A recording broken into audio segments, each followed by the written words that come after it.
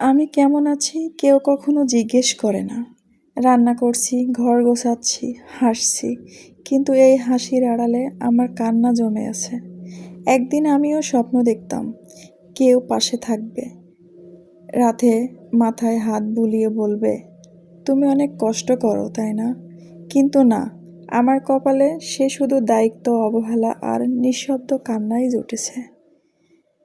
তুমি দেখো না, রান্না করতে করতে আমি চুপচাপ চোখ মুছে নেই, যেন ঘামের ফোঁটা। আসলে কান্না জমে জমে আমার চোখগুলো শক্ত হয়ে গেছে, কিন্তু আমি মুখে কিছু বলি না। আমি একাই সব সামলাই। আমার হাজবেন্ড সেভাবে, আমি খুব শক্ত মেয়ে, তাই বুঝি ভালোবাসা দিতে হয় না, যত্ন লাগে না, সময় লাগে না। সে জানে না আমি কত রাত জেগে তার পছন্দের খাবার রান্না করেছি, আর এক ফোঁটা ভালোবাসার জন্য অন্ধকারে বসে বসে কেঁদেছি। একবারও যদি কেউ বলতো, তুমি কেমন আছো, তোমার তো মন ভাঙে না, তাই না? তোমারও তো মাথায় হাত রাখার প্রয়োজন হয়।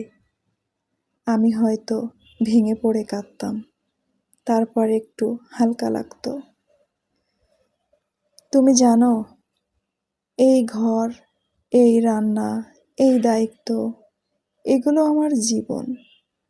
কিন্তু মাঝে মাঝে মনে হয় আমি তো মানুষ, আমিও তো একটু ভালোবাসা পাওয়ার অধিকার রাখি। এই কথাটা যদি কাউকে বলা যেত, যদি কখনো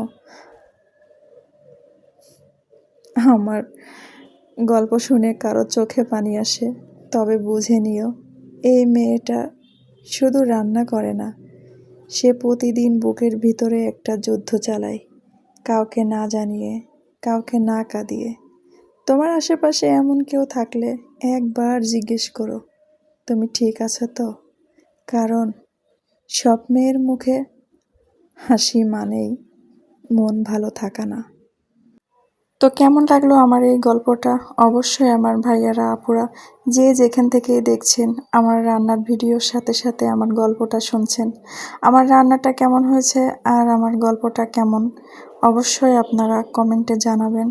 আর যদি আমার রান্নার ভিডিওটা এবং আমার গল্পটা আপনাদের ভালো লেগে থাকে, লাইক, কমেন্ট, শেয়ার দিয়ে আমার পাশে থাকবেন অবশ্যই।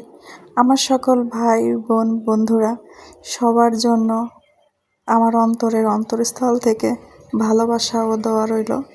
সবাই ভালো থাকবেন, সুস্থ থাকবেন। আজকে এই পর্যন্তই। দেখা হবে আবার নতুন কোনো গল্প নিয়ে, নতুন কোনো ভিডিও নিয়ে। সেই পর্যন্ত সবাই ভালো থাকবেন। আল্লাহ হাফেজ।